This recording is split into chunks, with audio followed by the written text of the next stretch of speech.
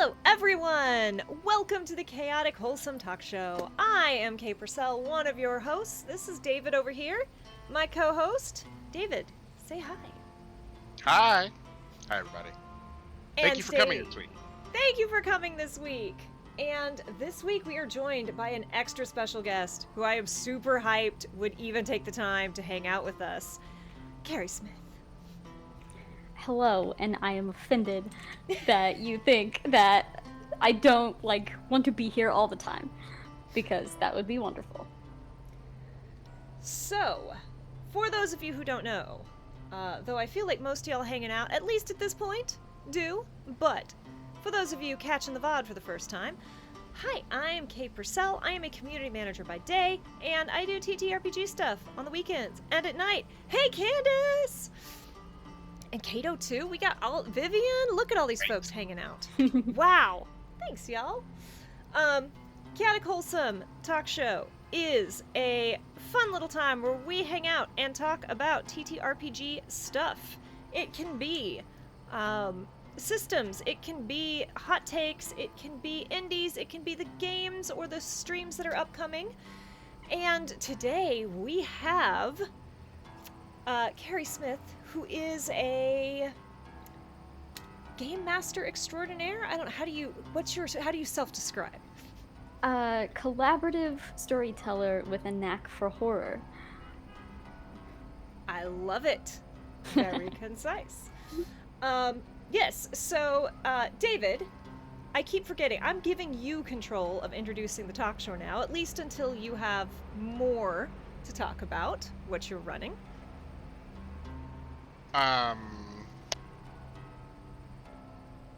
Okay, but Talk Show. Yeah. We do this every Tuesday. Come by. We talk about everything from indies and hot takes to intersectionality. And you can find me... This month was a little bit lighter.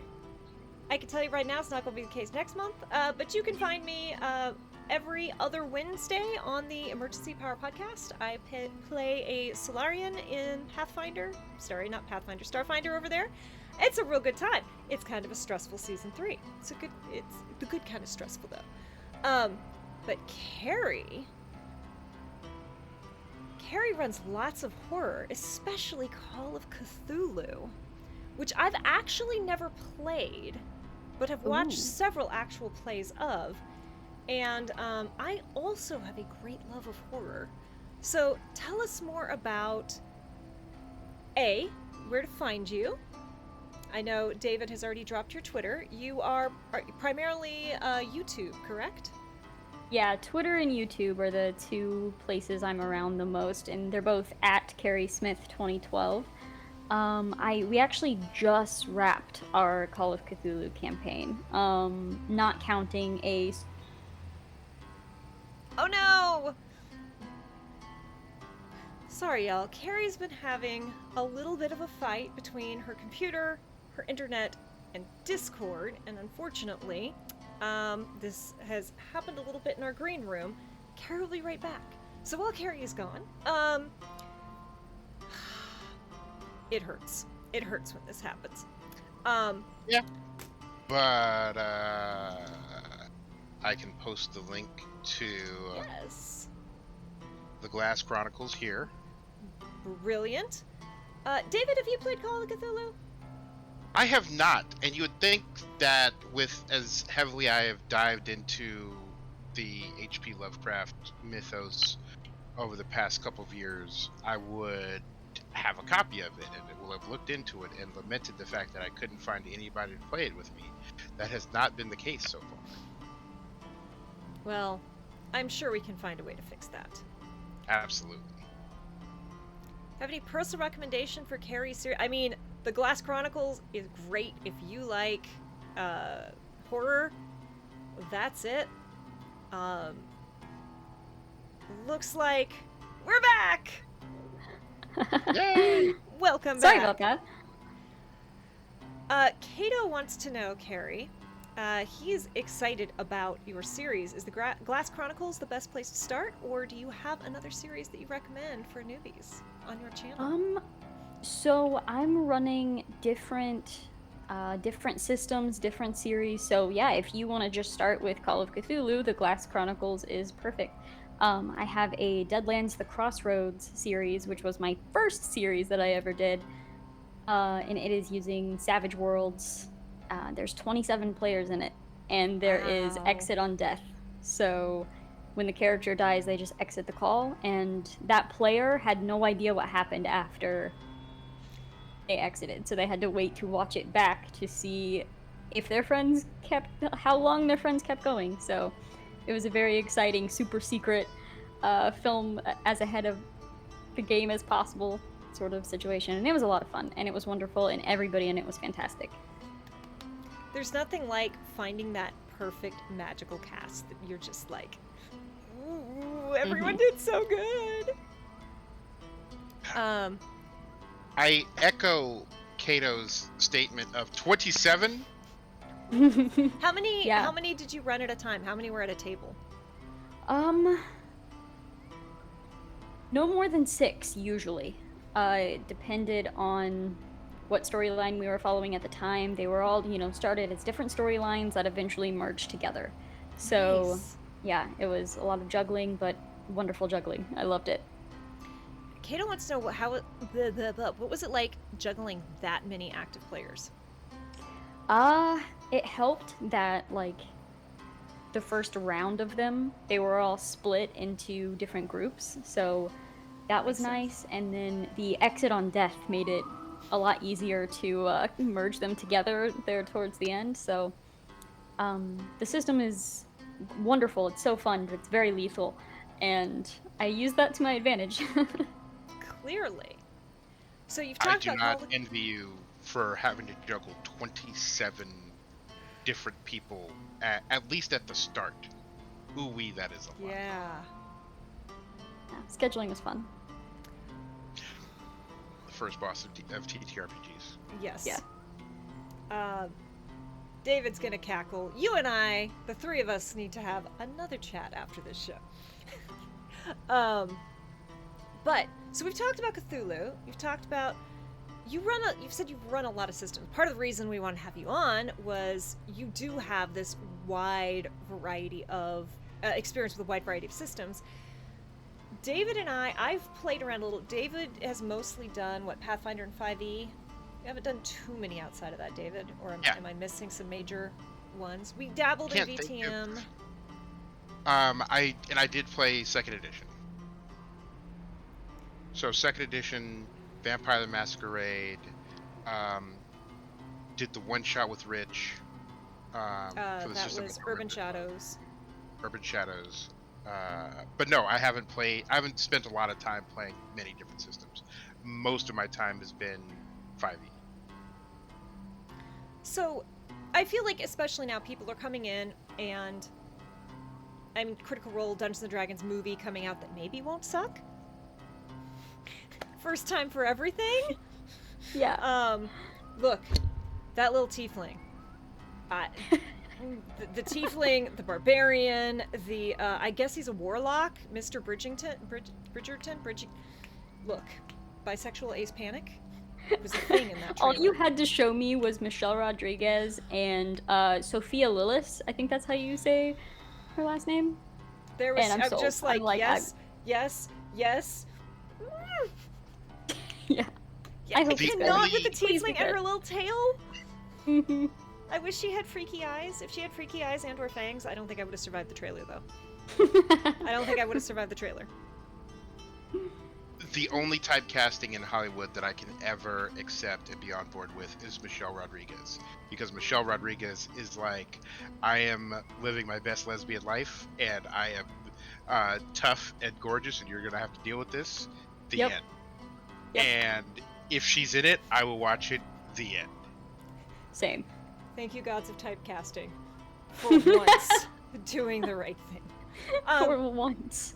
So we want to hear from you. Like, what was your start? When did you were you primarily one system? Were you always sampling all these other things and kind of recognizing I'm throwing a bunch of questions at you at once, but I feel like all these will kind of lead into another. Like, what do you learn from playing so many systems, and how do you incorporate them into your storytelling? So I heard of Dungeons and Dragons through Critical Role. I love actors and I love video games and I love voice actors. So Natural a progression. YouTube search at some point was like, wait, Ashley Johnson's playing what? And so I'm like, what is Dungeons and Dragons? What is this? And so I watched one episode of Critical Role, and halfway through, I was like, halfway through, that's being generous. It was like 10 minutes in, and I was like, I gotta do this. How do I do this? So, yeah, I just really kind of just started running D&D, and that's all I ran for a while with just home group stuff. And then once I actually saw Undeadwood, which was on Critical Role, and that's how I heard of Savage Worlds Deadlands to begin with. And it was like, oh, there are different game systems. Like, there are different things that I could learn. Learning that first one, other than D&D, was so hard. My brain was like, I can't comprehend how this is so different. I can't do it. Once I learned Savage Worlds, every other system that I've picked up has been super easy to learn because your brain is open to like allowing other rules to come into your head. But basically I think I have one GM style, and I let the rules sink into it. Because if I don't like a rule, I just won't use it. It doesn't matter if it's like what people think is like the best rule of the system. I'm like, no, that actually is really clunky and takes away from our story that we're trying to tell right here. So yeah, I think I have my collaborative horror storytelling style, and then I just kind of bring in other systems to melt into it. Because I have several of the people in my circle of TTRPG friends and performers and GMs, several of them really hate 5e. And I understand to an extent. By the way, I learned Starfinder for the Starfinder podcast, and to this day I keep asking for advantage, and the crew is really nice. So they're not mean about it, but they're like, there's no advantage in the system. I'm like, you know what I mean? And technically, because I'm a sensate, I do get advantage on certain rules. Ha! They just don't call it advantage. So there. But like, I know a lot of people who really actively dislike 5e. And a big part of me understands that, because like combat can be very clunky. Like, I don't know, David, if you've looked into Pathfinder 2e's action economy, but it's so cool. Like, I'm looking at that. I wish it was in Starfinder, because I'm like, I could wreck shop as a Solarian with that action economy. But maybe you'll laugh at this. I'm revealing a whole lot about myself in this moment, y'all. Uh-oh. I kind of like 5e for a couple reasons. The first one being, I feel like everyone kind of knows 5e. Most people know 5e. And I can use 5e exactly as much or as little as I want to. If I tell people, hey, we're not using, you don't have to track your arrows, everyone's like, hooray! If I tell people, like, if you watched Godplane, we have a special stress mechanic that we add. And everyone's like, okay, so it's 5e plus this one mechanic to add to the stress of it being a horror campaign. That makes sense. Cool, I get it. Like, everyone has a basic understanding of 5e, which makes it easy to throw together games, but also lets you be a little bit clever. Lets you kind of show the audience that you can play with the rules in an interesting way. And this is where I'm telling on myself a little bit. I've played several rules-light games, and I do enjoy rules-light games to an extent. But kind of the thing I don't like about rules-light games is that they often seem so rules-light that I feel like I don't really have that much control. And as a player, I kind of like to know I do X and Y will happen. And yes, on occasion, it might not because of setting or a GM thing or a narrative reason, and that's fine, but Rules Light stresses me out a little bit, because it feels so wibbly-wobbly. I actually find kind of the opposite of that with players that come in to, like, I have a one class act series on my channel where I do one shots that are parties of oops, all, whatever. Yes. And a lot of the times, like, that's where I try to pull in a lot of new players, because in my main stories I have a lot of the same players that have been in my other ones, because there's that level of trust there and everything. Right. But so pulling in all these new players, I'm like, oh yeah, 5e, any race, any class, go for it. And I feel like a lot of the times when a player wants to do something, they think they're limited to the rules. And I'm like, tell me what you want to do, and we'll see if it makes sense. We'll see what can happen there. So I think 5e has a stamp of just rules on it.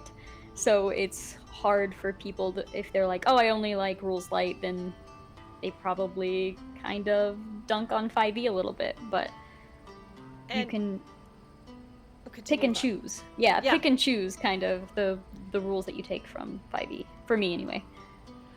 Yeah, I know. When we talk about, especially like the nuts and bolts of what we like and don't like about 5e, we always talk about like the Matt Mercer potion rule. But literally just now, despite all of the times we've talked about it, I remembered a rule that I universally toss out that most players don't even notice. And that is, unless you have a class and class ability specifically requiring something like that, I toss out 5e's alignment. And at best, or at best, it's just gone. Like, if I'm doing oops all rogues, then you show me who you are by what you do. And I definitely don't think of my NPCs as this guy's evil, this guy's. I do think this guy is motivated by self-interest versus this guy is more altruistic. But if you are a paladin or a cleric and your god is of a particular alignment and you have, then yeah, I kind of keep track of it, and alignment shifts I also don't consider as big a deal as the core rules will dictate. So it's like, oh, you've been a real bastard for the past like 20 sessions, so hey, you go to call this spell and it's not there. But yeah, I mean, no system is perfect, and 5e definitely has its flaws. But we actually didn't we do a show on things that we didn't like from different systems? I don't think we've gotten that granular yet. Oh. That'll be the next one. No. Right. Potentially. But so out of all the different systems that you've played, do you have like a particular favorite? And whether you do or you don't, do you have like a rule that you love from one system or a rule that you instantly disregard from another? Hey, Piper. Ooh. Thank you for I really don't know if I could pick a favorite system at this point. I really enjoy Savage Worlds a lot. I really like that you have, you roll whatever dice your skill is. Like, you have a d6 assigned to that skill, a d8 assigned to that skill. So I really like that, and it's just very universal as well, because you have like your base, swayed system, and then you have all these different settings that you can pull into it. But something that I have decided I'm incorporating into all of my games, whether it has it or not, is luck.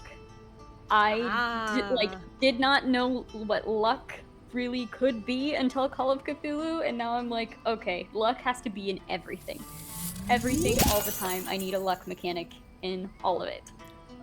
So, probably, I mean, if I had to pick a favorite mechanic from a game, Call of Cthulhu, luck. Jess, thank you for the resub. Welcome. Cake Tease is in the chat. Yes, so David and I, actually through Todd, who's hanging out in chat. Hey Todd, I got Hi, Todd. introduced to Backwater, and if you play any of my games going forward that I DM, you get a note in your character creation, and it's like pick evens or odds as your luck. And I love that system. It is from Backwoods Backwater. It's so clean because it's like, cool, this might work, it might not.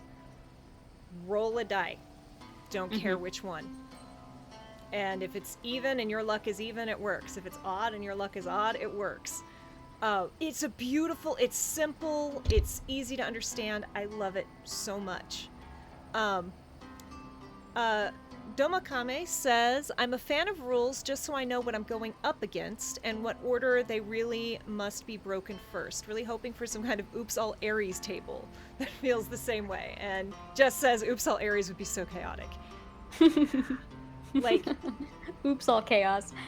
I had discussed with Candace after Thirsty Sword Lesbians, I'm like, I want an Oops All Trickster game. Like, oh, everyone, Let's like, do it. everyone having a billion strings on each other and everyone trying to, like, unemotion other people. Ooh. And I love, some of you know, I have a game that I might run a couple people through again that's either 3 or 4, depending on how many people want at the table, 3 and 4 rogues and a sorcerer pulling a heist. And it's so sneaky chaotic, and I love it so much. We're revamping it, but it was what, 4? No, it was, yeah, no, was it 4 rogues? 4 rogues and a was it- sorcerer, but it can be done with 3 rogues and a sorcerer if you want the smaller table, especially for streaming. So I'm also digging warlock instead of sorcerer. Warlock could also work. Well, we'll talk about it. Yeah. Because there's the module, the sorcerer is very useful. Yes, absolutely. Rogue Squadron! Yes, Todd. Oh my god. Oh my god. So, Kerri, you are really well known for horror. I love playing and running horror. I love all sorts of TTRPGs. It's funny, I am right now in so many, like, sci-fi systems, which I have fun in all of them, but I'm also like, I just really like high fantasy. Does anyone just run high fantasy anymore? But I love non-horror, but I seem to be becoming known as a horror person. So I want to hear a little bit about your philosophy and talk to us about your GM style, and then I want to compare that to David knows my description of my kind of horror for TTRPGs. I want to hear. So, my kind of horror honestly really depends on the system that I'm running, or the story that I'm telling, because I have a couple of things in the works for Halloween specials coming up where they're very horror trope, slasher or creature sort of terror in the woods, or however you want to phrase that. But I feel like monster horror is some of the easiest for me to transition into, because when someone's playing if you're playing 5e, what are you fighting typically? Some sort of monster or being that's not another person, depending on who you're playing with. But it's easy to kind of be like, okay, yes, we are playing pretend at this table with dice. Here's a monster. Let me scare you with it. So I tend to feed off of the players to judge what is scary and what is not scary. Typically, I take what scares me. Like, if I'm sitting there describing something with, long, terrifying limbs that are stretching, like, further than they should stretch, that's because I'm terrified of that, and I do not want that to happen. So it's easy for me to describe it in a way that's, like, mimicking fear, because no thanks. No thank you. Also, There's ammo to anyone who ever would like to scare me. There you go. So maybe don't listen to Emergency Power Podcast, because one of the characters, I won't say who, one of the characters like has limbs that are like appearing and then like they stretch too far, and Ugh. I kind of love it. Like everyone else at the table's like, oh, and I'm like, I want to learn everything about this character. Give him to me. Everyone's like, See, there's the thing though, is like I love being scared. So if a character has something where they're like, oh, this is my character's biggest fear, I'm like, awesome. Count on that to be in there, because you're playing a horror game. I want Right. to scare you while table safety, 100%. I Yes. want you to be comfortable as a player, but I also want you to be terrified as a character. So basically just taking my own story, my mantra is only write what the players cannot change. Only write the stuff that's set in stone that the players cannot change, and then take the players and use everything the players do against them. love it. Wow, that. I mean, I'm gonna steal that. That's some, Do that's it. some beautiful words of wisdom. So David knows, and I think I've said it on this show before, but I ran the B Horror Movie Club, like in college. I love horror. I love good horror. I love bad horror. I actually fell out of horror because slasher became like the main horror, and I'm like, I'm the Boring. person who gets bored during car chases, in movies. There's like, only so much you can do in a slasher film. yeah, well, I mean, I've never even made it through a Fast and the Furious because I'm like, this is boring. Like, I'm sure I would love Luther. I need to watch the show Luther, but it starts with that stupid long car chase, and I'm like, I'm done. I'm not interested, right? I love horror, and so this is my thing. Like, there's, Sorry. Sauce. oh, Right. I wrote a horror-ish game that included a tooth golem, and it turned out that everyone hates that. Luckily, I have a character that has an array of teeth and is scientifically minded. So thanks for the ammo. Amazing. So, I think that jump scares and slashers are fine, but they're kind of the baseline of horror, right? So, like, to me, like, fine horror, decent, good, solid, fine horror is like a spider jumps at you and you're afraid. You scream. That's fine. To me, and this is only my opinion, I'm not saying this is universal and everything else is bad. In my opinion, better horror is you are somewhere, your hands are confined, you cannot reach your face, and there's a spider crawling across your face, and you're forced to stick with that. But TTRPGs let us do an even better horror, which is, for plot reasons, for things that 100% make sense in the setting, you have to decide to find a spider. Yeah. You have to pick it up, put it on your face yourself, and let it. And my cat just came up and rubbed my leg right as I was discussing spiders, and Now your heart beats. yeah, I was like, no, we're okay. No. That's my poker face, y'all. It's pretty good. And you have to leave it there, right? That's Yeah. the really yummy horror to me. And so actually, my first exposure to Call of Cthulhu was also Critical Role. Talis Oh, and yeah, Jackie yeah. Oh, ran. yes. Yes. And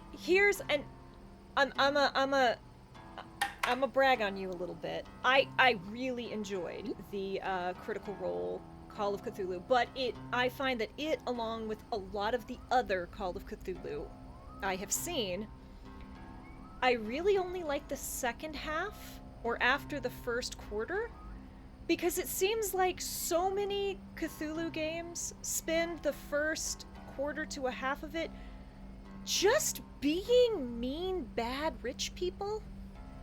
Just That's really fair. rolling around in it. And so by the time we get to the horror, I'm like, can you just kill them already? Like, they I'm so deserve happy it. you said that. I'm so happy you said that, because that's my gripe about like a horror movie that I won't like is if I don't like any of the characters. Right. I am a character-based person. If I'm watching something and I don't like any of the characters, guess what? I'm no longer invested. I do not care. I'm now rooting for the monster or the killer or whatever is happening.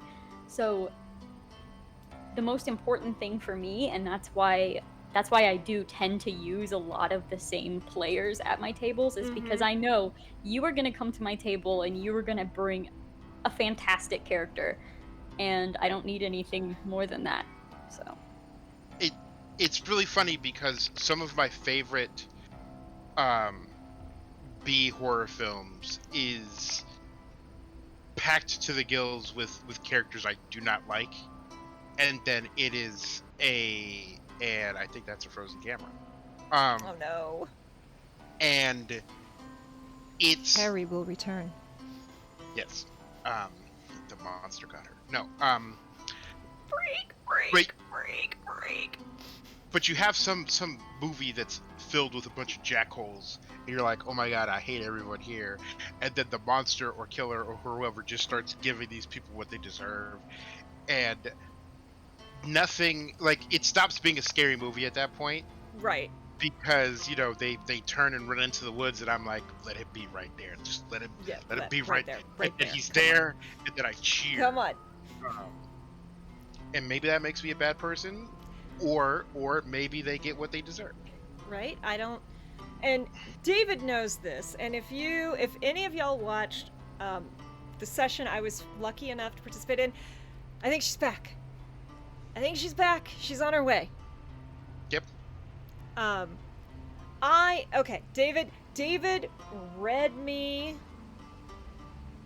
David reads me to high hell and back on this.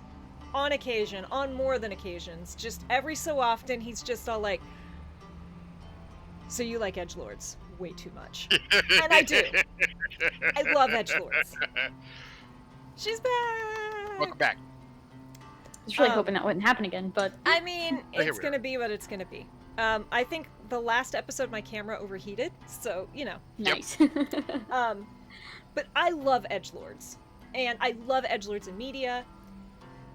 And I love playing edgelords in TTRPG, but you have to play an edgelord in a very specific way. And I swear at some point we're going to do an entire episode on, because if you watched the episode of Thirsty Sword Lesbians, the Rainbow Roll that I was lucky enough to play in, Soul is gilded and glittery, but an edgelord. And they're also my character in the Starfinder game. And fortunately, like, my GM in Starfinder knew exactly, like, their first big solo scene set the stage for it to be like, okay, this allows me to be terrible and moody and run ahead of everyone, because you can kind of, even if the other characters don't see it, the audience and the players see that there's more depth to this thing. Because if all you do is Vampire Hunter D, stand there silently judging everyone, no one's gonna like you. And if you come into a horror game, oh god, should I mention the House on Haunting Hill? The Haunting on the House on the Hill? Where I murdered you all? Yes. Great game. If you all have not played this game, have you played this game, Kerri? We run out and get it. Are we talking about the board game? Yes. The Betrayal at House on a Hill? Yeah, that one. The Haunting? That one right there. Yeah. Oh. I'm gonna be honest, y'all. I'm not a huge board gamer. I'm really not. I love that game because every game is a perfect horror movie. Yeah, every game game you finish it, you're like, that could be a horror movie. 2, I play it as a role-playing game. 100%. So, David and Kato and Dane decided, because they know my personality, I do always win. And then I did this at work too, so Jess has also seen this. The same thing happened when we played it at work, David. They assigned me to play the prom queen character. And they were not prepared for me to come in and do this voice like the entire game. And then, oh my god, y'all, I triggered the haunting and I killed them all. And I maintained the voice the entire, and it was a horror game for everyone but me. Amazing. It Spoiler was. alert, she was also, in one of our runs, she was also a priest. And, Oh yeah, we don't talk about the priest game. yeah, no. We're not in a show with a wholesome in the name because. But heads rolled and memories were made at the end. Wow. So that's kind of the thing. If you want to come in with a terrible character, you can, but you have to make it terrible to the point where everyone wants your character to die, and you make it happen. It's like when people come in and want to play the sneaky jerk rogue who wants to steal from everyone, and then they're offended that the party wants them gone. Yeah. Right. You can do that, and if you want to do that, you talk to me as a GM, and we can work to make it happen. Or you have to have a lot more story to this character. So how do you, because you run a lot of shows, you cast a lot of people, 27 at one time. Right. Now, we talked before, your production. That's we want to talk to about production Cato's- and casting, yes. That's back to First. Cato's question where he said, how do you... I'm scrolling up, but he said, how do you manage all of that talent? All of that. Scroll. Well, first, talking about characters that you don't like, I need to plug Mayday Roleplay here. Mayday Roleplay. Because Mayday Roleplay, you need to go listen to Doom to Repeat. It's a Delta Green podcast that I was not sure if I was going to make it through, because the first episode, maybe first 2 episodes, I was like, I hate all of these characters. I don't like a single character. So I was really like, I don't really know if I can do this. And then I find myself at the end of the season terrified of any of them dying. I was like, no, I love them all, and they must all be protected. So if you want to talk like bad characters that just get under your skin and suddenly you love them, listen to Doom to Repeat. But yes, talking about juggling 27 people. This started because I said I want to run Deadlands, and I tweeted, "Who wants to play?" It's a good problem to have, but a problem nonetheless. At the time, I had like 20 people that were like, I want to play. And I was like, okay, how can I... My question then became, how can I say yes to all of them? Can I say yes to all of them? And then it turned into, okay, what if I have weaving stories that gradually came together? Like, I am telling one full story to the audience, but how do I make basically these, like, at the beginning, pretty much one-shots. Like, the first 5 episodes could be one-shots. But they all contain little pieces of the puzzle that gradually merges into the rest of the campaign. So, basically, as I said, my mantra is only write what the players can't change. I had the bones of the story. I had, here is the little clue that I need to put into this episode, and then it's crazy to think now because I hardly even knew any of these people, but I just trusted the players, and I was like, just run, just go, you got this. And it was, I mean, not as hard as it might sound, because all of the players were so freaking great. There wasn't much juggling to be done. Nobody was, everyone was very good at giving everyone else their moment. And I could not have asked for a better first project. There was hardly any juggling at all, so it was wonderful. That's crazy. So, since we're talking horror, different types of horror, and you just wrapped your Cthulhu game, as Kay will tell you, I have just been in this recurring, like, the Lovecraftian mythos keeps sneaking back into my brain and what I'm doing, even into, like, fairly neutral, like, powder puff things, and I'm like, and then a cosmic horror monster jumps out and rips your brain to shreds, and she's like, no, this is a family show, and This I'm is not not fitting for a My Little Pony game, sir. right. So was it? Did you have history with the Cthulhu mythos before the Call of Cthulhu game? And if so, what draws you to that type of horror? So I had also seen the Call of Cthulhu on Critical Role, and that's where I just kind of heard of it to begin with. It doesn't really go too much into like the mythos on that one, so I still didn't really know what it was. I've always heard of H.P. Lovecraft, and I had just heard of Cthulhu as like a thing. There were the video games. I honestly can't tell you how I really like learned about it or heard about it. I guess I don't know where the knowledge came from. That's not creepy. But You're That's not a right, warlock, yeah. you say. You don't have a patron, you say. An eldritch being didn't tell you to move that book 3 inches to the left in order to keep Right. your powers, you say. Interesting. Yeah, no, I was just looking for something horror to run, and You picked a good one. It became the second most popular, I think. Is it second or third now? It's one of those.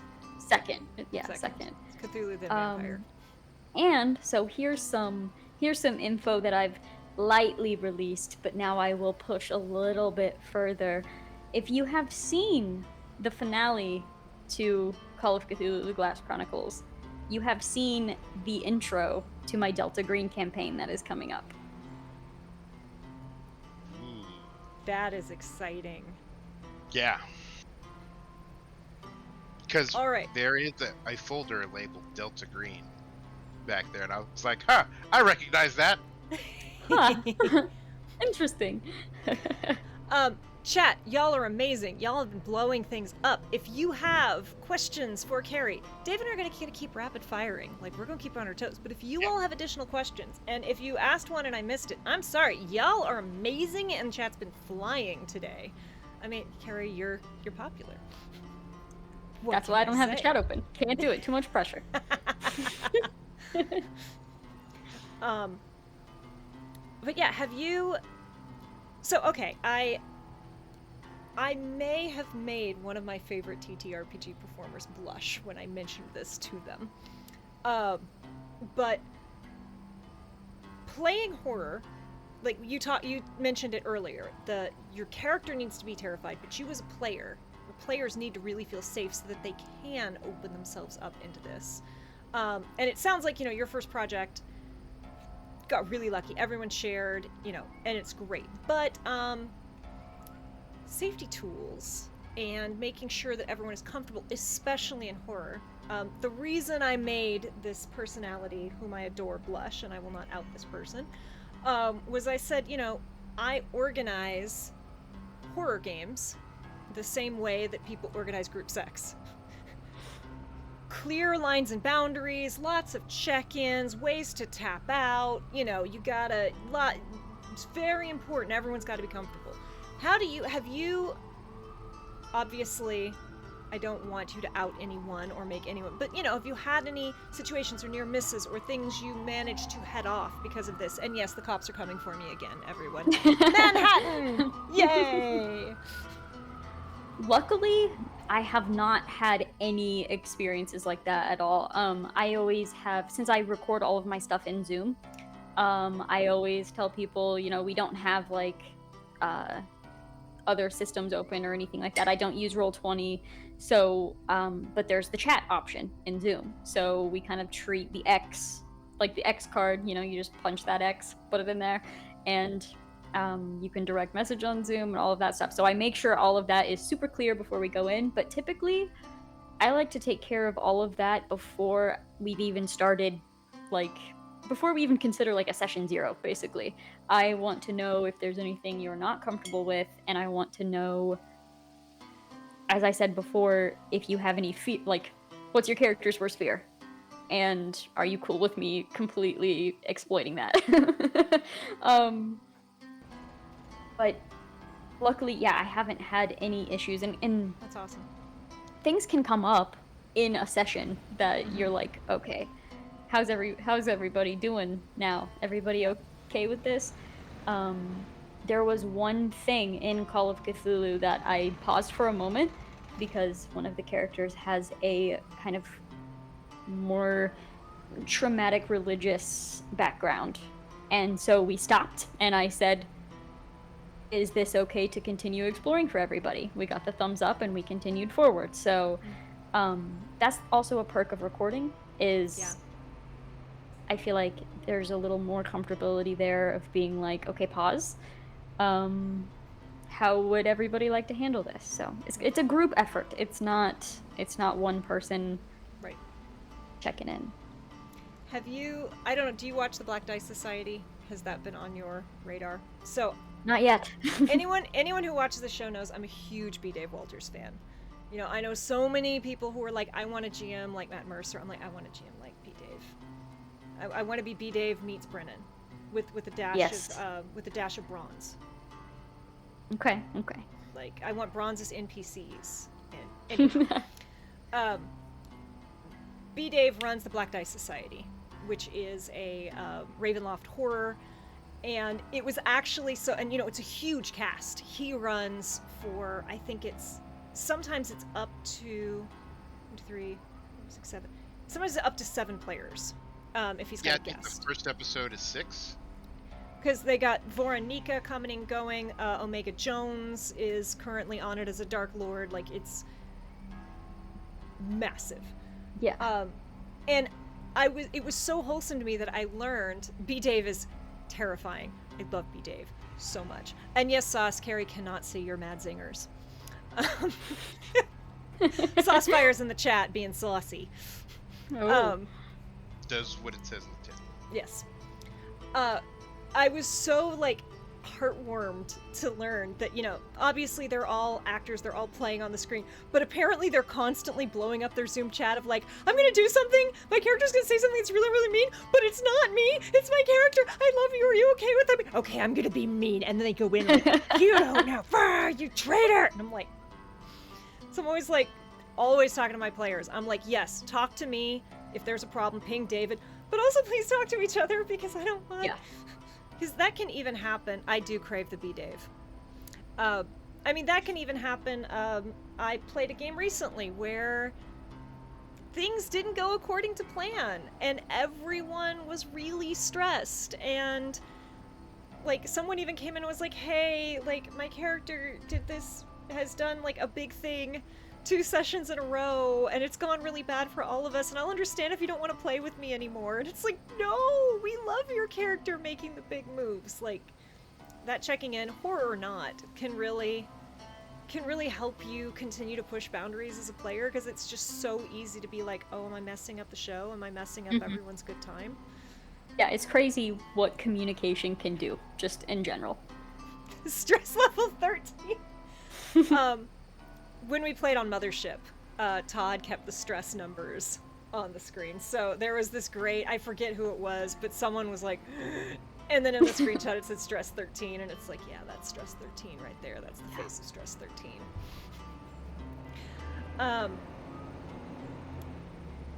So yeah, so talk to us about, now you pre-record, so you get time to get captions right, you get to pick music, which I know you tweet about.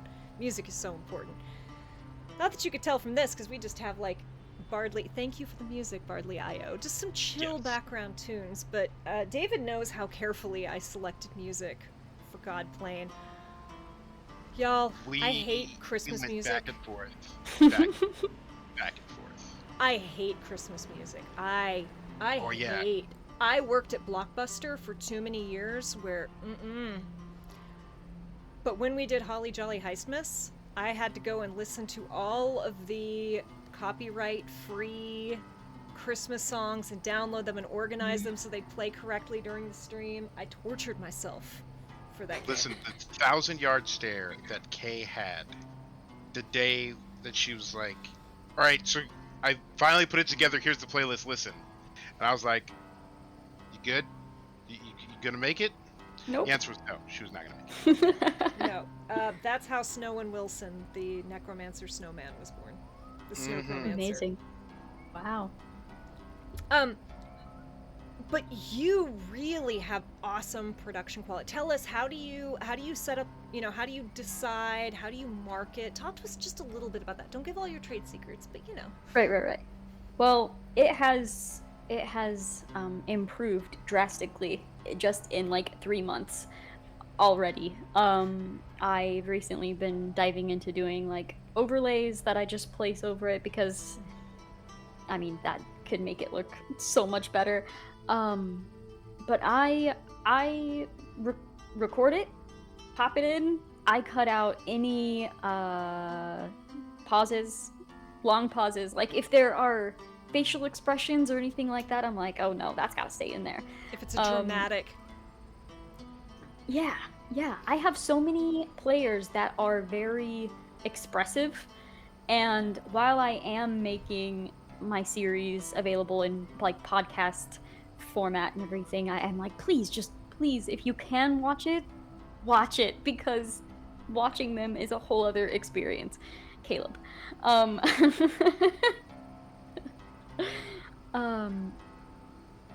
But yeah, I love to record and edit ahead. I actually just edited an episode today before this call that will not air until October 19th. Wow. That's how ahead I am. So I enjoy being that far ahead because, hey, guess what? If I get sick next week and I'm out for, Life 2 happens. weeks, I'm good. I'm good to go. Basically, I'm just an obsessive planner. So having all of that available to me to be like, okay, you know what? I have time to find the sound effects that I want. I have time to find the music that I want. If I don't finish this today, it's not the end of the world. I can wait. So we are really doing some special things with this new project that we're working on that will release in September. Outbreak Undead. It is a zombie series that starts on day 0, and everyone's been so great working with. We're doing different. I have some voice actors recording certain things, and we have other sound effects being put in, and it's just fantastic being so far ahead that I can put extra work into things because it's just I edit it. It's just me editing. So it is satisfying that I put so much work into things like this, and people are like, hey, that looks really good. And I'm like, thank you. That is all I needed to hear. Hey, that sound effect was awesome. Great. Good, because I worked for hours trying to find that sound effect and put that in there. So compliments are worth a lot more than a lot of people think that they're worth. So I mean, sitting down to watch the first episode of the Glass Chronicles, that intro that you did is spectacular. Like, and actually, I was watching it, and then immediately like messaged Kay, and I was just like, oh my god, have you seen this? We had a discussion about we're gonna have to find out who Kerri's video editor is, and apparently we're gonna have to get your rates. No, right. I mean, not to like self-plug, but I am commissioning video editing I know now. you are. I wanted to give you that. Yes. But you don't take too many. Fun at a time, fact. correct? Correct. Just because I am editing a lot of my own stuff. But talking about the Cthulhu intro, fun fact, I brainstormed about that intro for like 3 days before I finally just recorded it all in an hour in my kitchen. Wow. Wow. I love it when like that creativity just like pours out of you. When it's like it percolated long enough that it's now ready to go. I was like, I know the pieces that I want, but I just don't know how to do it. And we had this oil lamp. And I was like, you know what? The oil lamp is almost burnt out. So I just went into like this filming frenzy. And that last shot in the intro where the light dims, that was the oil lamp actually going out. And I was so pleased. I was so happy. Cake Tease wants sometimes to know. things just work. Cake Tease wants to know, are these regular zombies or are they fast zombies? Because fast zombies are scarier. Gonna have to watch and find out. Have to watch and find out. Sorry, Jess. Or ask my players, I'm sure they'll spill. Who would do that? Mm-mm. We're all professionals. We all sign NDAs, right?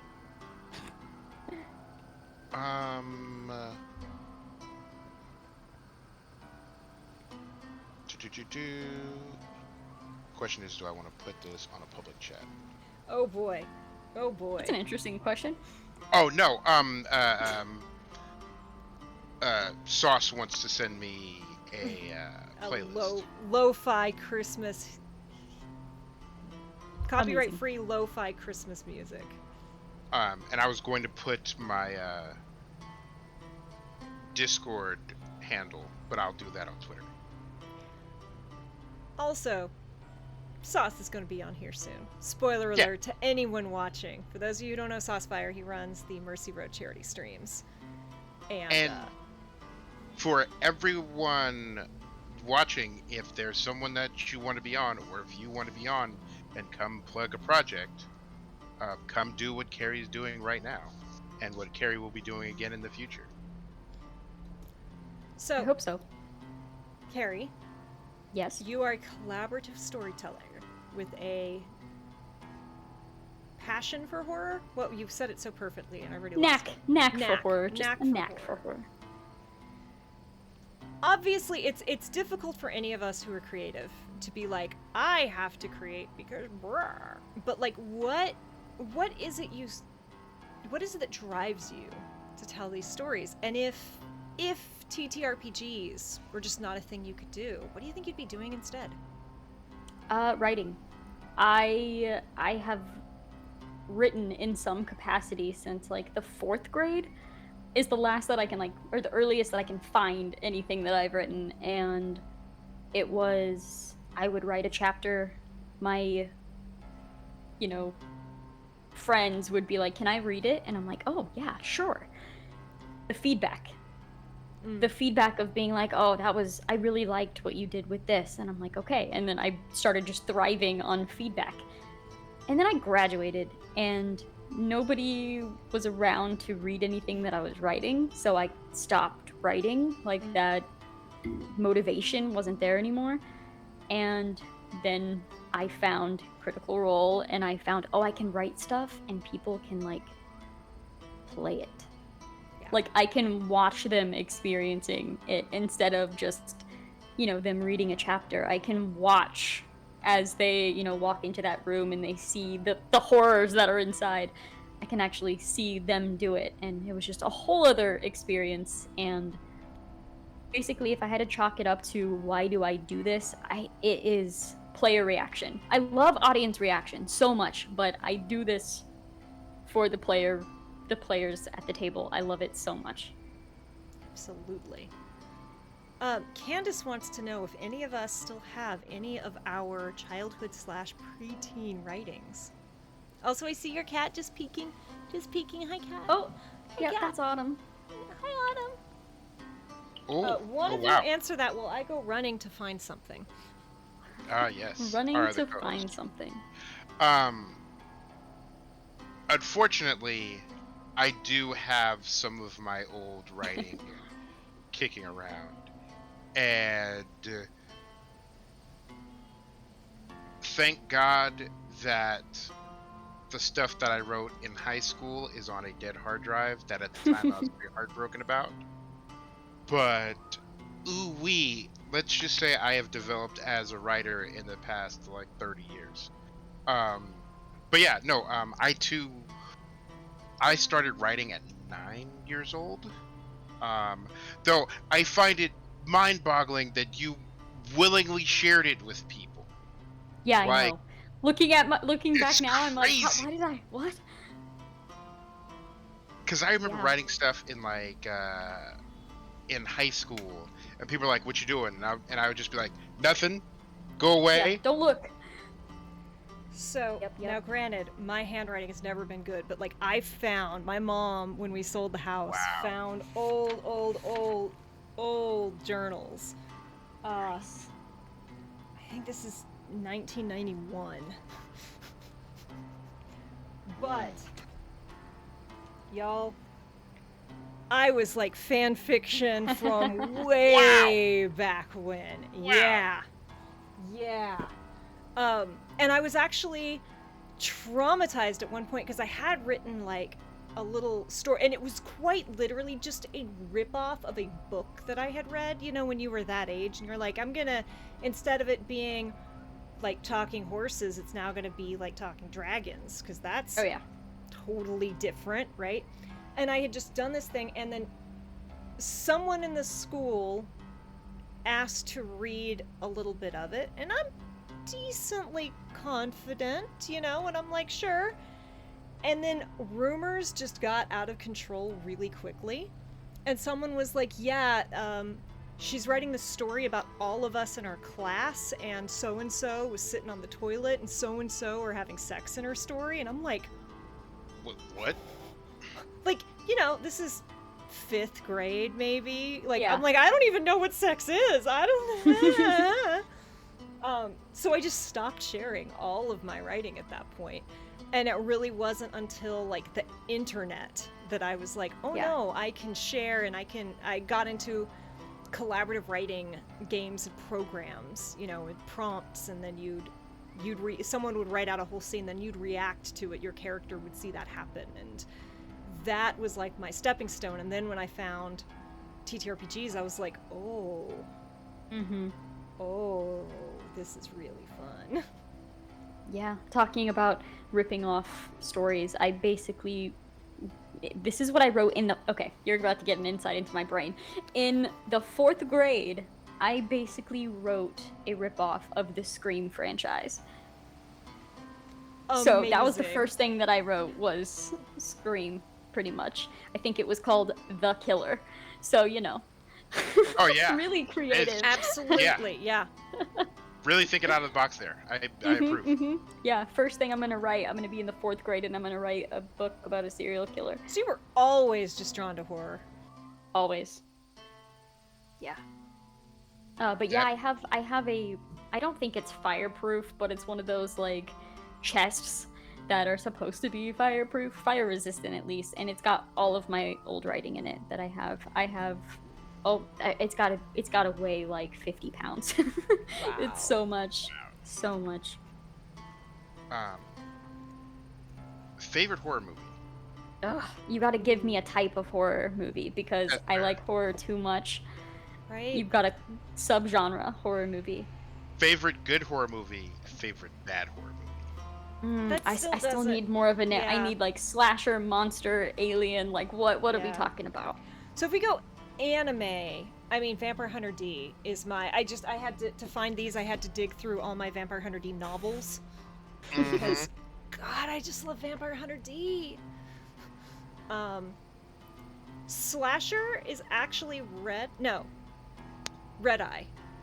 And I think I just liked that one because it started out like, oh my god, this is gonna be the most boring romantic, oh my god. Wait a minute. Yeah, Red Eye is fantastic. My favorite slasher will always be Scream, but that's just because... Right age for that. It was like, yeah. I just love Scream so much. Favorite bad horror is a tie between Swamp Ho and Razor Blade Smile. Oh man. David has questions. I'm very excited. It's only gonna get worse, David. Okay. I'm gonna need those names again because I'm gonna watch these movies. If you can find them. Swamp Ho is a very offensive but delightfully bad movie about a redneck serial killer born out of his mama's butt. Amazing. Yep. The facial expression is like... The face journey? I live for David's face journeys. But... I told you I ran the B Horror Club. This was actually more like C or D, but like, we got it and we watched it. But that's not how women less. work. That's not how women work at all. He was born out of his mama's butt because his mama's vajayjay had teeth. What? I like that was an afterthought to throw in there. And it's the reason he's a serial killer is he's sexually repressed because he's afraid of vajayjays because he thinks they all have teeth because his mama's had teeth. Wow. At this point, in the legal discourse, I kind of wish they all did. Swamp Ho, H-O-E. Yep, ho. Sorry about your iPad. Yes, we're back to the teeth spider. Razorblade Smile is about sociopathic lesbian vampires with bad British accents. Amazing. And the cover is amazing because there's like a lightning bolt, like a lightning strike that becomes the zipper down her little like Matrix ripoff catsuit leather thing. Yeah, David, you're not going to be able to top me for bad horror movies. No. I think we need to move on to a different topic because you just won it all. Yeah. Because I got nothing. Oh. I also used to work in a video store, so I could order and then like buy the videos when they didn't sell. So Nice. Yeah, I watched a lot of really bad. Despite asking that question, I didn't have an answer to the question, and so I've been sitting here thinking, I'm like, what is my favorite? But and I'm gonna have to do a lot of research before I give you my favorite. But one of my favorites is The Exorcist, and I realized that the reason I love The Exorcist so much is because that demon roasts the shit out of the priest and everyone else relentlessly to the point whereby I still use some of those lines against my friends to this day. Remind me to tell you the line I got to use against a tiefling last night.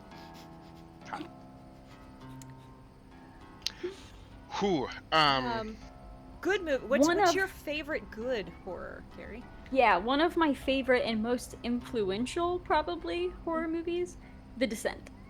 Mm-hmm. I have a thing about Stephen King, and I have a thing about M. Night Shyamalan, which is like I always love the first like 10% of their stuff, and then the middle is okay, and they very rarely stick the landing. I am infuriated by the end of it. And like when Signs came out, to this day I love the first bit, and it's one of those where I watch the first like half hour and I'm like, I want to rewrite this. I want to rewrite this whole thing. I could make it not suck. I could make it not suck and be depressingly religious. Like so good. Start of it is so good. Did you watch Stephen? Hold on, now I've lost the name of it. Continue your thought Stephen King for me is like hit or miss. Like I will either be like, that is the most boring movie I've ever seen in my life, or I will be like, hey, I actually like that movie. I can't think of an example right now. The Mist? Dome. Is The Mist Stephen King? Yep. Yeah. Fun fact about The Mist is the book ends differently. Of course and Stephen King, when he walked out of the theater, said to a reporter, he's like, I wish I wrote that as the ending.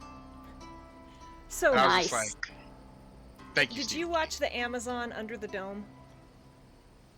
So it's this. This is fury. This is pure rage for me because it's one of those. It starts out so it's like this small town, and suddenly this dome appears around the town, and they're trapped inside this dome, and it's everyone trying to figure it out, and it starts off really interesting, and eventually the dome starts shrinking a little bit, and the kids are having seizures and like saying things while they're seizing, and if anyone is recording it, they like sit up and look in the camera and go shh. Dude, no. And it's so, I'm like, huh, but then that gave me goosebumps right now. it was so good, but then it just starts dragging and getting long and getting worse and then like getting problematic in parts. And I sat through, I'm like, just get through the season. And it was torture. And I got to the end of the season and they're like, to be continued next season. And I'm like, are you kidding me? No, I'm done. I was done like 4 episodes ago. So I'm like, you know what? Heck it. I'm not even going to read the book. I look up the wiki. I'm like, tell me. They're like, the show is so radically different from the book. Like, the main character in the show is not even in the book.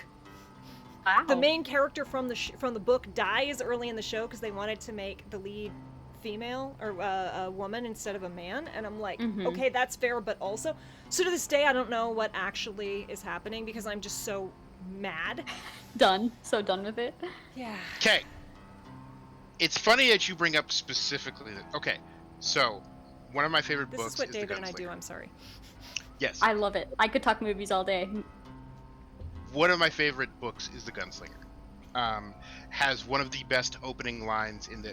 Anyway, I had shown someone my writing, and I asked for their opinion, and they're like, "This is a lot like Stephen King," and they meant it as a compliment. At that point, I hadn't read any Stephen King. So I went and read The Dark Tower. I went and read the one. I went and read The Stand, and I read a couple other books. One of those books is Under the Dome. Under the Dome is a tome. It is like 800, 1,000, 1,200 pages, and it's like a King James Bible thick. And I read it and read it and read it. And I got about 150 pages into the book. And, okay. The TV show is different. Does anyone care about book spoilers? If you do not want book spoilers, mute right now, and when the spoilers are done, we will all give you thumbs up. But mute, because David's gonna, you've been warned, mute until thumbs up. 150 pages into the book, I'm like, these are just some punk-ass alien kids, like, digging with an ant colony. And 1,000 pages later, however many pages they do the pullback, and basically it's like Alien Mom is like, kids, come for dinner. I told you not to play with that. And I'm just like, Stephen King. Ooh, I need you to go get your pilot's license, Stephen King, so that you can figure out how to land the plane. And I'm still, and then the TV show got announced, and I was like, can't do it. Can't do it. Yep.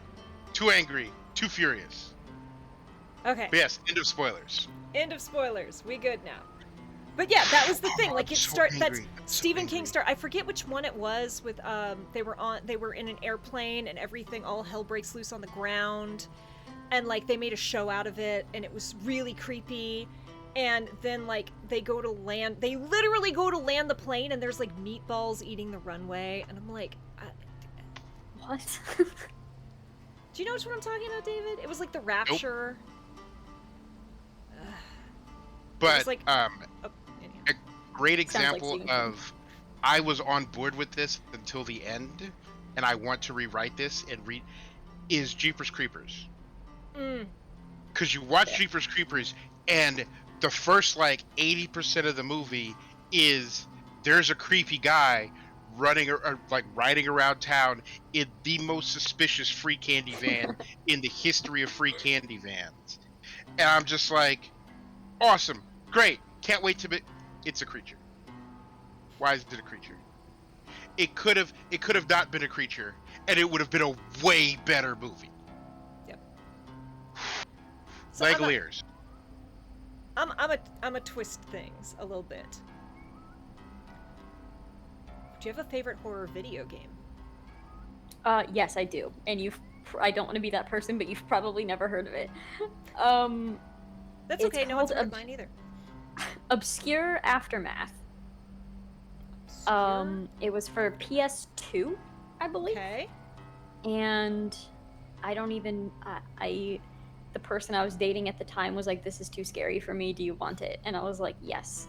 And so I started playing it, and it was co-op, which was super rare for PS2 horror games Yeah. then. And oh man, it's so good. It's just so good. Have any parts of that game made it into your TTRPGs? It's very horror movie trope. So yeah, but not in the sense of I took it right from that game. It's very, Gotcha. a group of high schoolers fill in the blank. Gotcha. So yeah, but oh man, so good. For anyone curious, it is available on Steam for $10, and it is very highly reviewed. Ooh. Everyone loves it. David, do you have a favorite horror game? I know you rant about horror games a lot. I could do an Pathologic hour-long isn't exactly episode. horror, but it's adjacent and seems up your alley. Pathologic. Pathologic. I feel like I've heard of that. Dead Space is also just phenomenal. Play Dead Space if you Dead Space want to be is a scared. masterpiece. Yes. My favorite so far is the first Amnesia game, Oh yeah. because very tiny spoiler, but you get down into the basement and it's flooded. It's flooded up to your waist, and so you're going, and you're walking, and it's like splash, splash, splash, and then you stop moving, and then you hear splash, splash, and then you're like, and you Nope. turn around and there's nothing there, and so you're like, all right, then you keep moving, and so you're just like splash, splash, splash, splash, splash, stop moving, and then you hear splash, splash. It's splash. so well And done. you're like, and when I tell you that I have tried to play this game twice, and I have Alt F4'd out of this game and not turned it back on. Hoo-wee! I love watching people play, oh shoot, what's the name of it's the ghost finding game that's out right now. It's co-op. Bronze and Phantom, Dana and I play that. yes, Yep. not Pheromosa. Phantasmagoria. Phantasma. Yeah, Phantasma. okay, yeah. We got there. Oh, watching people play that, especially in VR. Mhm. One of the guys I play Starfinder with, love you Jeff, hates horror. And I'm like, if we ever do like a Kickstarter or a Patreon, one of these things is going to be we're going to make Jeff Yeah. play Phantasma in VR. So Play Outlast. Listen. This man goes up, knocks on the door doesn't open. Phasmagoria. Phasmophobia. Goes around- Phasmophobia. Yes. We got there. We got there. And the cops are here. But he goes to a supposedly abandoned insane asylum, knocks on the front door, doesn't get an answer, climbs up the scaffolding He on the deserves side, everything. armed with a camera, Yup. and then goes inside and doesn't crawl down the scaffold. And then, like you get in and you hear a noise, and he doesn't immediately turn around, crawl down the scaffold, and get in the car and drive home. Outlast. Every death that I've had in Outlast, I've thought to myself, at least this guy's getting what he deserved. He's getting what he's asked for. He bought a ticket and he won. Whew. Which game was it, David, where you went nope, got in the car, drove away, and unlocked Outlast. the ending? That was Outlast? You can get in the car. Oh, and no. drive it. No, you can't get in the car in Outlast, but there's another game Yeah, there was another with- game where you were like, cool. where I was like, I don't have to do this. I could just... And then I did, and then the game was like, Katink, you unlocked an ending. I was just like, oh, great. Cool. Glad This you is the thought game of for this. me. We lost Kerri again, but Kerri will be back. Yep. Yeah, I remember David and I were discussing horror games one day, and David was on about how everyone in a horror game gets whatever they have deserved, and then goes on a complete rant about this game. I thought, nah, and it let me, and normally horror games don't let me. Right. God, I wish I remember what game that was. But, It was... I just remembered my favorite scary movie of all time. Hit us. Cube. Oh, that's a solid Yeah. one. Welcome back, Kerri.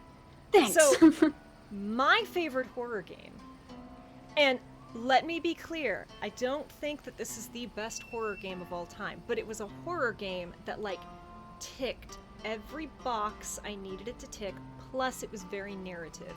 It is a VR game called Narcosis. Ooh, okay. You are a person who works in an underwater hab, and the underwater hab has popped. So, in a VR helmet, you are... Now, nitrogen poisoning is setting in, so you're slowly starting to hallucinate as you go through the game. You have to find oxygen canisters to keep yourself breathing. You are also going through the waterlogged spaces of your home, finding the corpses of your coworkers and finding their trinkets to bring back to their families on the surface. Wow, like at one point you're like going through and all of a sudden the entire room is on its side and it like becomes a platformer as you're trying to jump from desk to desk, and then you walk out of the room and everything's normal again. And if you go back in that room, no, it's a normal room. Nice. But there was one scene that I straight up almost line for line stole for Godplane. And David knows, and I was like, I don't know if this is going to like translate to a TTRPG space from a VR one, but it did. And if you have a VR headset and don't mind, it's got a little bit of jump scare. It's got a little bit of, there's like giant crabs that you have to fight off. But it is mostly just psychological survival horror. Jump scares are few and far between. It's not very highly rated because most people are like, oh, but it's a horror game, so it should have jump scares. And I'm like, yeah, and the mechanics are a little clunky, but like, used to write reviews for video games, and I wrote the review, and I'm like, you know, this is not game of the year, but it's really good if you're into this. And the publishers, after I'd put out the thing, reached out and they were like, or the devs were like, you got it. You got what we were doing. Have you read the book? And I'm like, what book? And they sent me an ebook that they based the game off of. So I then got to be like, oh, this is the story, and then this is, oh, it was so good. It was so, I don't have a VR rig anymore for you to steal, Sauce.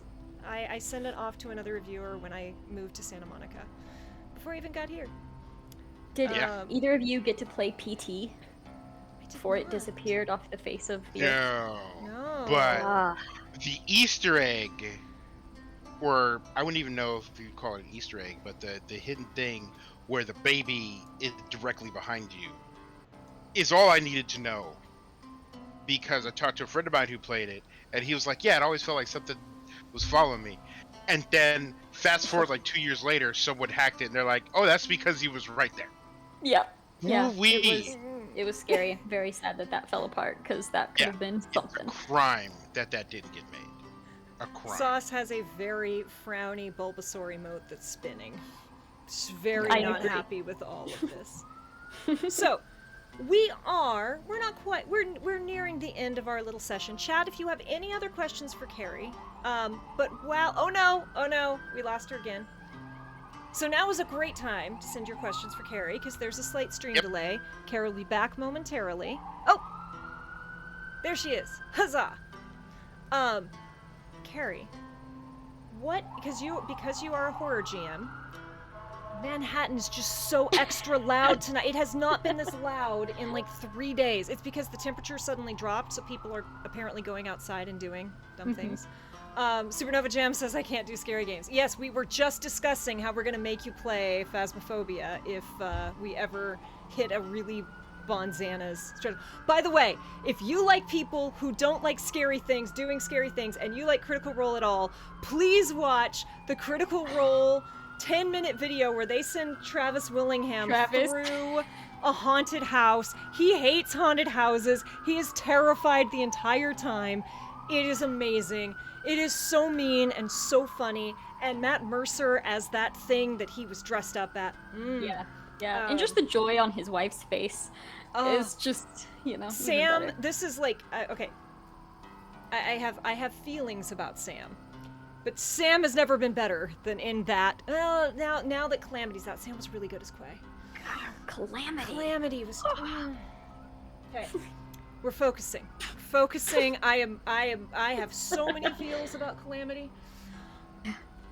You're a horror GM. What's the meanest thing you've ever done to a player? Besides a death?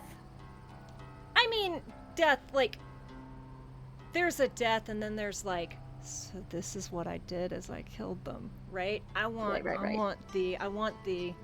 So, the meanest thing I ever did, I think I willed it into existence, but technically it did come down to a roll. But, like, I wanted it, so I'm still gonna count it as something that I did, even though it did come down to a roll.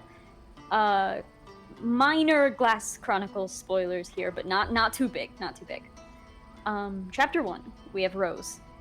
She is a, like, really good at appraising things and works at, like, an auction house sort of thing. The word's escaping me. But, she is here, and every time this character looked into a closet, something awful happened. And so, taking what I said earlier, where I'm like, I take the players and the characters and I play on that, well, she failed her first sanity roll looking into a closet, so guess what? Really bad stuff.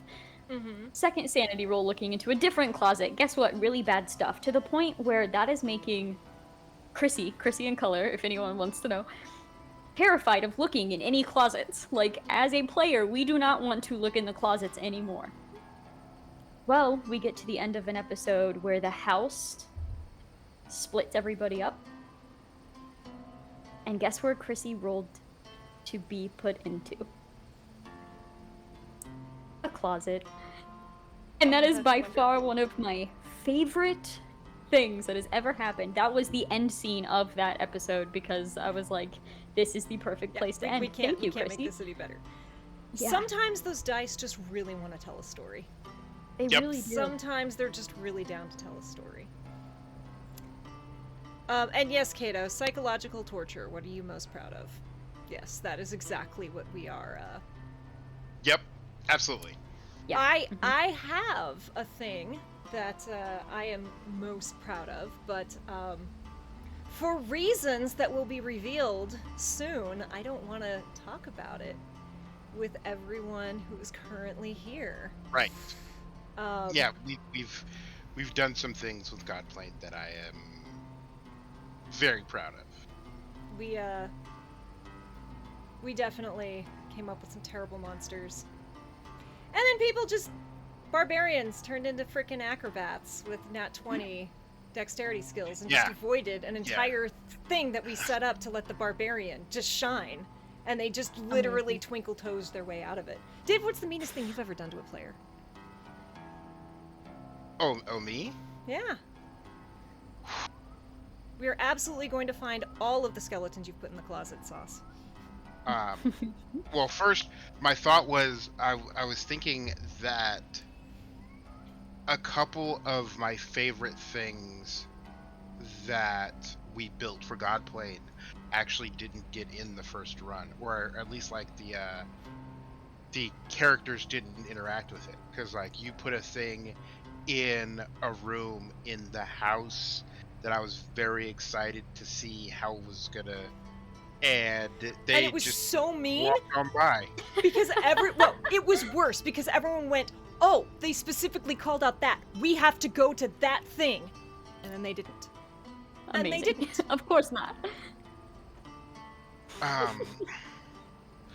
Worst thing. Oh.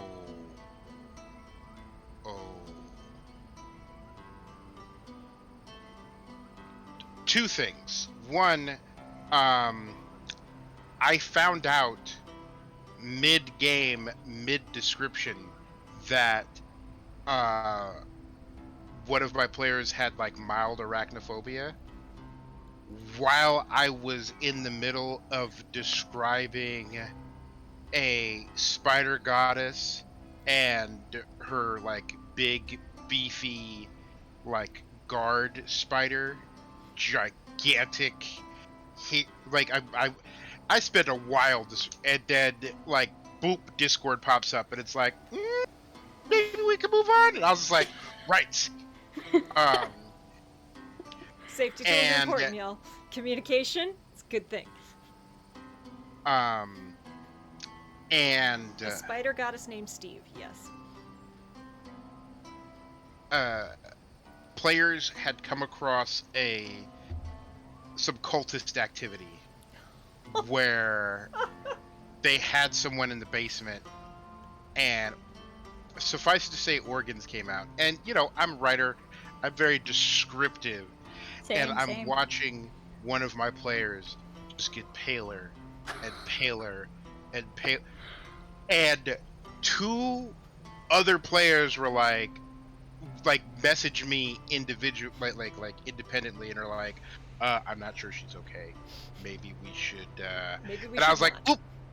oop, got it, yep, nope, we're moving on. Moving on. But no, the spider goddess was named Speeve, S-P-E-V-E.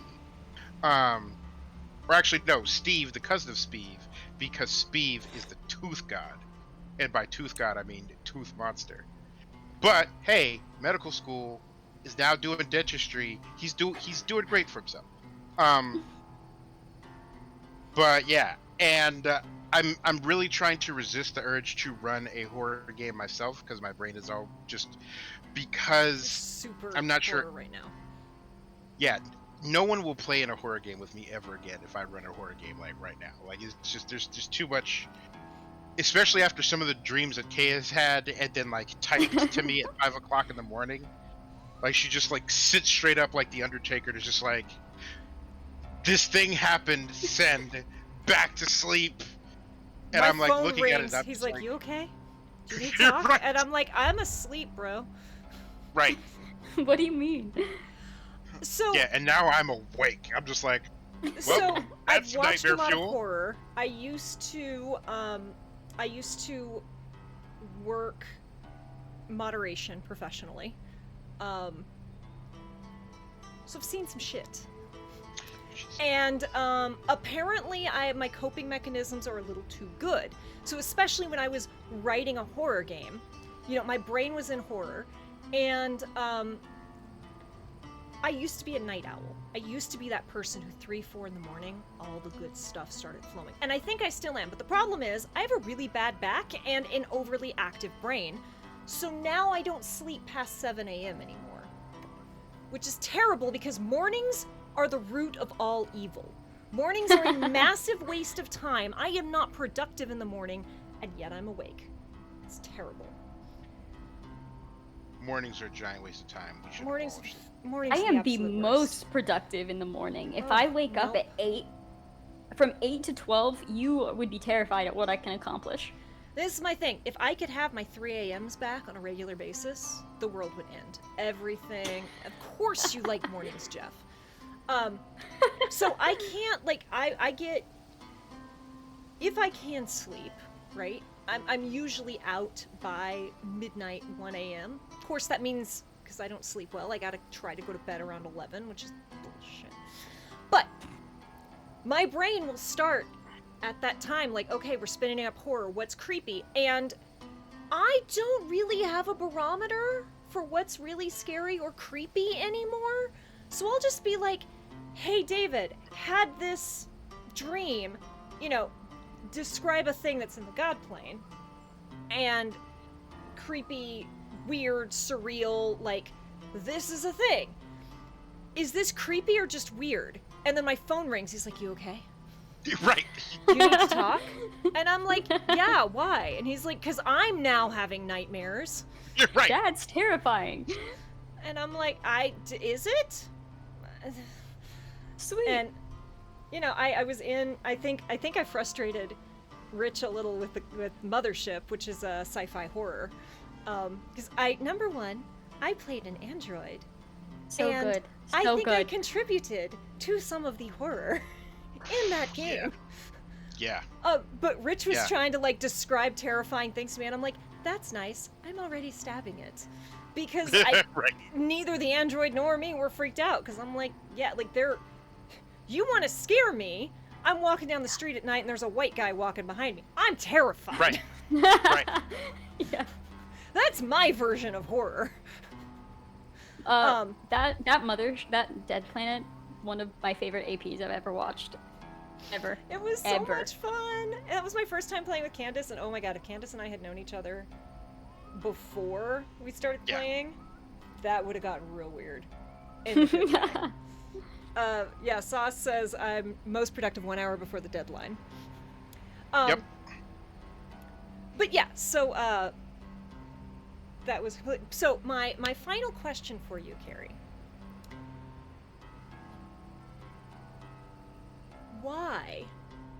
Not that you have to convince anyone here, but like, why should people play a bunch of different systems? What benefit? Why should you play different systems? Why should you try? Why not just stick to 5e, 5-ever? So, I'm definitely an advocate on, like, you can do most genres in 5e. Like, you can do horror in 5e, sure.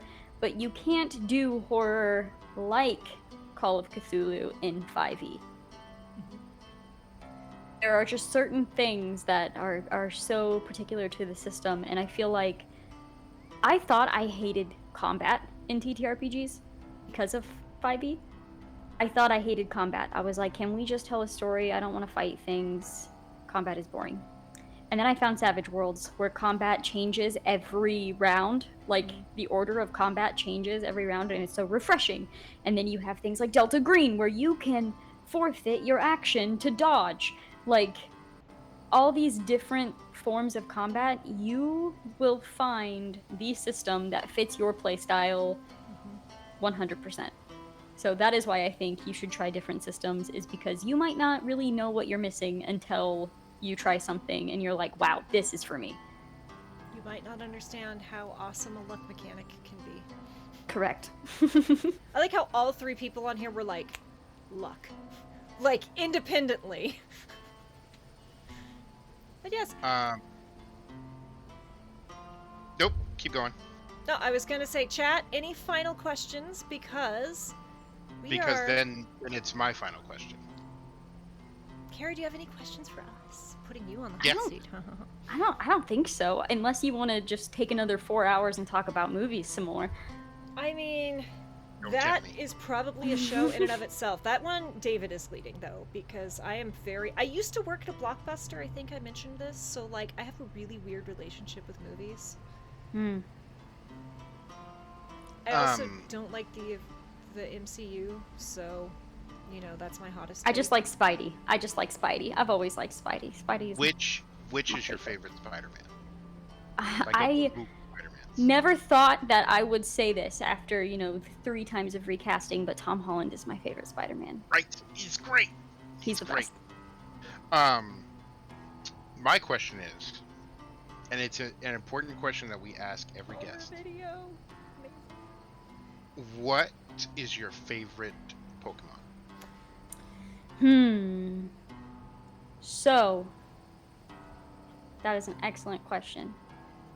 It's also a very good question because Web Captioner, who does the captions for this stream, gets pretty much every Pokemon spot on. Wow. So, at one point in time, I had over 500 Pokemon cards. Wow. Impressive. But today, I probably couldn't tell you an accurate Pokemon name, other than maybe one I heard on a Reckless Attacks stream the other day. I've got hints behind me. I missed the whole Pokemon Go phase. I missed everything. So I don't have an answer to that question, unless Autumn can be one. Up there. Whoa, I'm all backwards. Right? That little fluff. The little fluff. So, Jess wants to know, what is your favorite Pokemon and why is it melodic? Saucefire is spamming Bulbasaur emotes. Amazing. Yep. That's always a safe bet, I feel like. I have my personal, like, Patronus Pokemon. Nice. You know, there's lots of good answers. There's a Rowlet. I've got a Rowlet back there. Yes, you're Pokemon agnostic then. Yeah. So I mean, I you're- don't not like it. I just Arceus is definitely not your Pokemon. That's really fucking funny if you know Pokemon lore, and I know David doesn't, which makes his little blank face that much funnier. Yeah, it's just like, what? Haunter is not superior to Gengar. I will fight you on that. Supernova Jam says Gengar, Scizor, and Jolteon. It's a good spread. It's a good spread.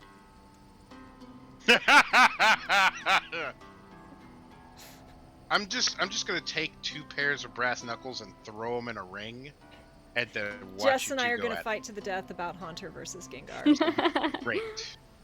There's a lot of people that I'm like, yeah, I'll fight them. I don't know that I want to fight Jess. All right, y'all. Any closing thoughts, Kerri? I don't think so. This was wonderful, though. Thank you for having me on because Thank this you was for fantastic. coming on and chatting with us and being so incredibly entertaining. And I always love talking horror. So this is the Chaotic Wholesome Talk Show. David, you get to do the outro. Yes. Welcome to the Chaotic Wholesome Talk Show. Welcome where we out talk... of. Yeah. Welcome... No, welcome to. Okay. Where we talk about TTRPGs, how to be a good player, how to be a good GM, how to be a good person, where we also cover topics of intersectionality and invite awesome people on to talk about all the things that they are involved in. Saucefire just said Kay is talking at her Arceus. Oh my God. I deserve that. Sauce had said the other day that he bans players from using ambersanths in their character D&D character descriptions. So I told him my next character was going to be R ambersanth Y Randy. And we just went from there. So I deserve that. Chaos in the name of K. Yes, is truly a Cataclysm Talk Show. Sorry, David. Brought to you by your host, Kay Purcell, who you can find at KDamnFear on Twitter and Twitch, obviously on Twitch. And I am David Lee. You can find me on Twitter at FullRubberDucky. And I'm probably the only Full Rubber Ducky on Discord. But, and Kerri Smith, who you can find at this Twitter link. But Kerri, do you have any projects that you want to plug? Because you're obviously multi-talented and have at least a year and a half's worth of stuff coming up. I mean, yeah, just go watch Deadlands: The Crossroads. Go watch Call of Cthulhu: The Glass Chronicles, and then I have a bunch of 5e stuff too. If you like 5e, it's all over the place. Our final co-host has made his appearance. Also check out One Class Act. The easiest thing to do, rather than linking them all individually, is you're going to get the whole YouTube link. Yes, who knew you could watch Kay on Twitch? Who knew? Jess says there's at least 2 half rubber duckies. Not full rubber duckies. Half rubber duckies. And yes, please check out Kerri. Call of Cthulhu. More things coming. I happen to know that there's a year planned at least. I'm so impressed. I feel so amateur after the conversations we've had. I'm Kay. You can find me here every Tuesday. You can find me every other Wednesday on the Emergency Power Podcast. And stay tuned. There's lots of cool stuff coming next month. Chat, you have been amazing. Thank you for hanging out. We're going to figure out who we're gonna raid. And Valor Studios is doing some tabletop. So we'll go over and say hi to Valor. Say hi to everyone for us. And we will see you next week. And more stuff coming soon. Thank you so much, Kerri. Thank you again. Don't forget, give Kerri a follow. Her handle was just up on screen. Thank you, chat. We will see you next time. Be good to each other. Stay wholesome. Bye, y'all.